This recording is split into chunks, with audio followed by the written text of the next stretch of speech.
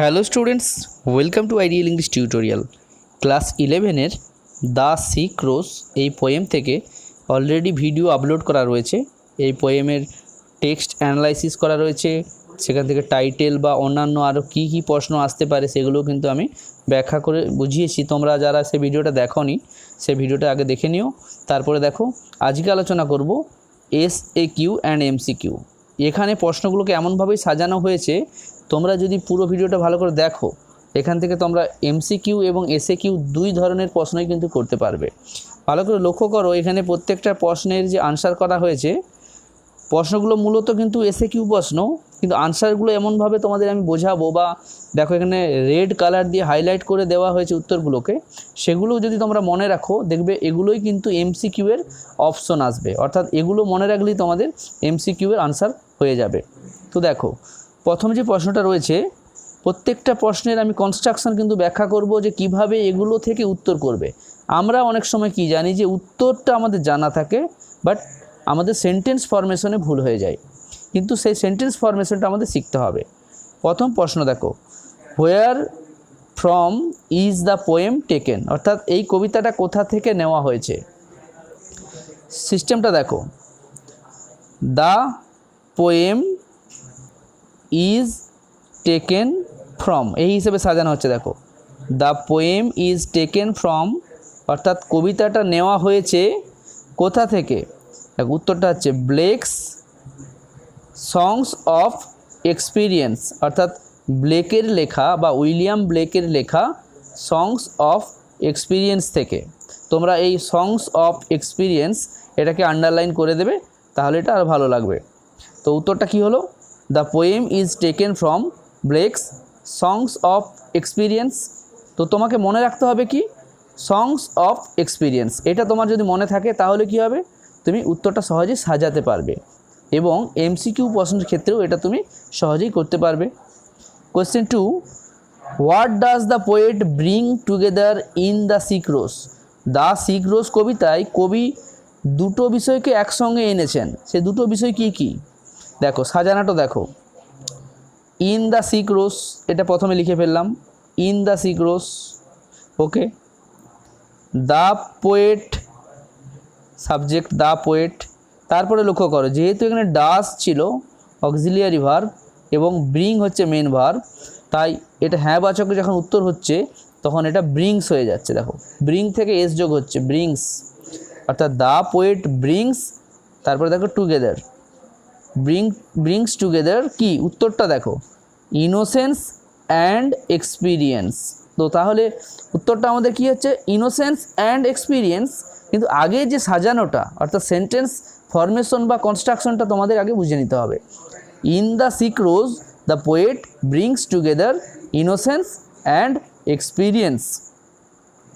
তারপরে দেখো তৃতীয় নম্বর যে প্রশ্নটা এখানে দেখানো হচ্ছে, what is the main theme of the sick rose, অর্থাৎ দ্য সিক রোজ কবিতার মূল বিষয়টা কি বা মূল বিষয়বস্তু কি, কিভাবে সাজানো হচ্ছে। দেখো the main theme of the sick rose, তারপরে দেখো ইজ, অর্থাৎ ভার্বটা শেষে চলে যাবে কারণ এটা হ্যাঁ বাচকে নিয়ে যাচ্ছি। The main theme of the sick rose is. তো এই কনস্ট্রাকশনটা তোমরা আগে ভালো করে বুঝে নাও, অর্থাৎ দ্য সিক রোজ কবিতার মূল বিষয়বস্তু হলো, দিয়ে দেখো উত্তরটা লেখা রয়েছে, destruction of innocence by experience, অর্থাৎ এক্সপিরিয়েন্সের দ্বারা ইনোসেন্সের ধ্বংস হওয়া বা অভিজ্ঞতার দ্বারা নিরীহতা বা সরলতার ধ্বংস হওয়া, এই হচ্ছে মূল বিষয়বস্তু। তাহলে আমাদের মনে রাখতে হবে কি, যে destruction of innocence by experience. এই কথাটা মনে রাখলে কিন্তু আমাদের MCQ এর ক্ষেত্রেও আমরা এই অপশনটা যদি থাকে করতে পারবো, কিংবা SAQ এর প্রশ্নের উত্তর কিন্তু এইভাবে সাজিয়ে আমরা কিন্তু সহজেই লিখতে পারবো। Question 4, what does the rose symbolize, অর্থাৎ রোজ বা গোলাপ এখানে কিসের প্রতীক। দ্য রোজ এটা সাবজেক্ট, তারপরে দেখো সিম্বলাইজ রয়েছে ভার্ব।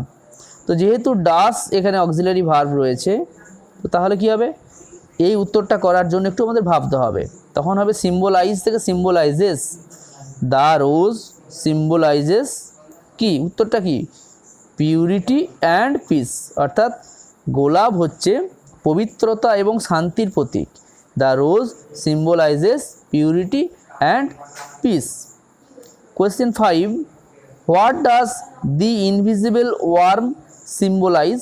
দেখো ইনভিজিবল ওয়ার্ম অর্থাৎ অদৃশ্য পোকা, এটা কিসের প্রতীক? একইভাবে সাজাবো। দেখো দি ইনভিজিবল ওয়ার্ম সিম্বলাইজেস হয়ে গেল, এটা সাজানো হলো, এই কনস্ট্রাকশনটা মেন। তারপরে দেখো উত্তরটাকে এরপরে অ্যাড করে দেবো কি, অ্যান এভিল ফোর্স অর্থাৎ একটা খারাপ শক্তি, that destroys the innocence of the rose, যেটা একটা গোলাপের বিশুদ্ধতাকে বা তার সরলতাকে নষ্ট করে দেয় বা তার পবিত্রতাকে নষ্ট করে দেয়। উত্তরটা আবার বলছি, দেখো the invisible worm symbolizes an evil force that destroys the innocence of the rose. Question 6, why is the rose sick? খুব ভালো একটা প্রশ্ন যে গোলাপটি কেন অসুস্থ। দেখো ইজ প্রথমে ছিল, যেহেতু প্রশ্ন ছিল, তো যেহেতু উত্তর করব তখন কী হবে, ইজ পরে চলে আসবে। দেখো দ্য রোজ, তারপরে দেখো ইজ সিক, অর্থাৎ গোলাপটি হলো অসুস্থ, দিয়ে উত্তরটা এটা আমাদের মুখস্থ করতে হবে। বিকজ, কারণ its innocence has been destroyed by the dark secret love of the invisible worm, অর্থাৎ এই গোলাপের পবিত্রতা নষ্ট হয়েছে একটা অদৃশ্য পোকার গোপন প্রেমের জন্য। ওকে, অন্ধকার গোপন প্রেমের জন্য। এভাবে বাক্যটাকে ভালো করে তোমরা বুঝে নাও। The rose is sick because its innocence has been destroyed by the dark secret love of the invisible worm. 7, what does dark secret love suggest? অর্থাৎ ডার্ক সিক্রেট লাভ বলতে কি বোঝানো হচ্ছে? দেখো ডার্ক সিক্রেট লাভ এটা সাবজেক্ট, দেখো suggest ছিল main verb, যেহেতু এটা ডাস দিয়ে প্রশ্ন হচ্ছে তাই উত্তরটা করার সময় সাজেস্টস হয়ে যাবে, অর্থাৎ সাজেস্টের সঙ্গে এস যোগ হবে।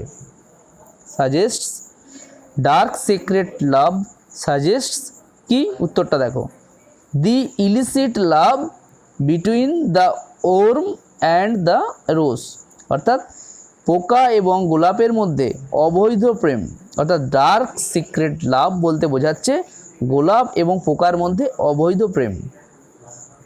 Question 8, why is the love of the worm called dark secret love? বলছে পোকার ভালোবাসাকে কেন ডার্ক সিক্রেট লাভ বলা হচ্ছে? প্রশ্নটা হচ্ছে হোয়াই দিয়ে শুরু।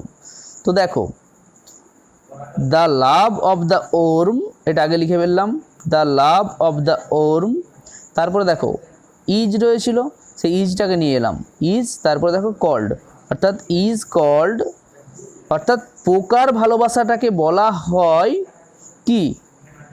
ডার্ক সিক্রেট লাভ দিয়ে বিকজ, কেন?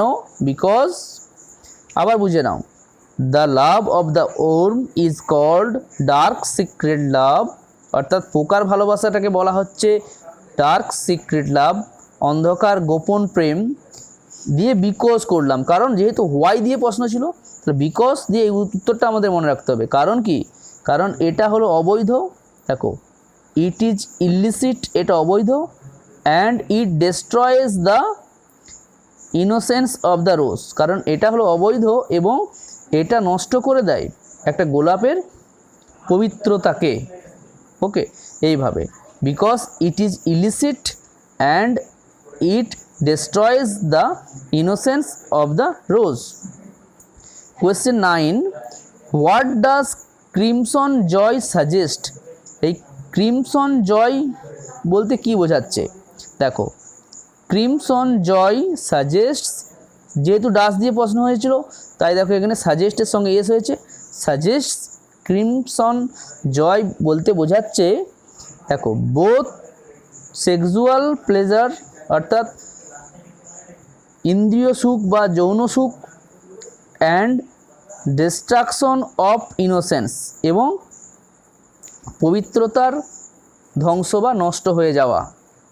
ওকে, এইভাবে crimson joy suggests both sexual pleasure and destruction of innocence. Question 10, when and where does the worm take shelter? বলছে কখন এবং কোথায় পোকাটি আশ্রয় নেয়। দেখো সাবজেক্ট কি, the worm, okay, auxiliary verb কি, ডাজ, মেন ভার্ব কি, take, okay. The worm take থেকে হবে টেক্স, যেহেতু ডাজ দিল, টেক্স শেল্টার, ক্লিয়ার, অর্থাৎ পোকাটি আশ্রয় নেয় কোথায়, উত্তরটা মনে রাখতে হবে, in the roses bed in a stormy night. দেখো গোলাপের বিছানায় একটা ঝড়ের রাতে, অর্থাৎ কোথায় এবং কখন দুটোই ব্যাখ্যা করলাম, in the roses bed in a stormy night, এভাবে এটাকে সাজানো হলো। Question 11, what does innocence go side by side? অর্থাৎ ইনোসেন্সের সঙ্গে কি পাশাপাশি যায়, এটা একটা ভালো প্রশ্ন, মনে রাখবে। ইনোসেন্সের সঙ্গে এক্সপিরিয়েন্স যায়।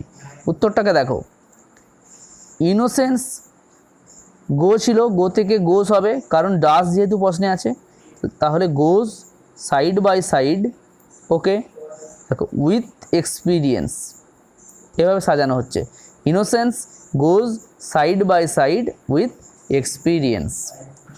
Question 12, how is the worm? অর্থাৎ পোকাটি কেমন?